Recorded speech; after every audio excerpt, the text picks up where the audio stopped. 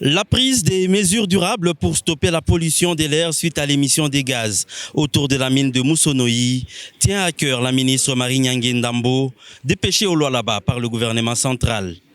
Accompagnée de Fifi Masuka Saini, gouverneur de province, la ministre a confronté les responsables du Roachi Mining face aux plaintes de la population environnante. Plaintes relayées récemment par certains médias internationaux, dont RFI.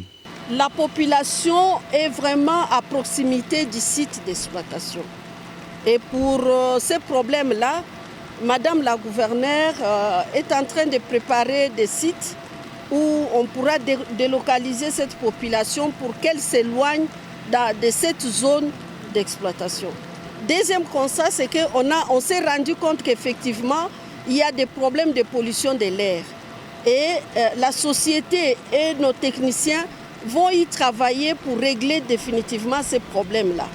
Face à cette situation, la province du Lualaba construit déjà des logements sociaux en vue d'une délocalisation des habitants directement impactés.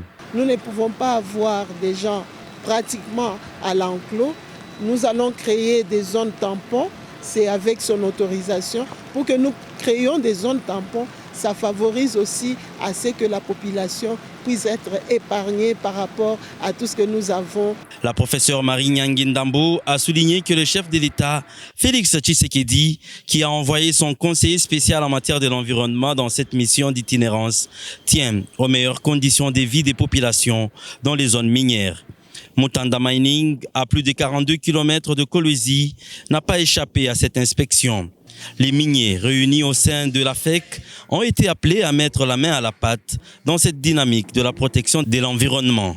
Comme dans le Haut-Katanga, un cadre de concertation réunissant les opérateurs miniers, les structures environnementales, l'AFEC et le ministère provincial de mines sera mis en place.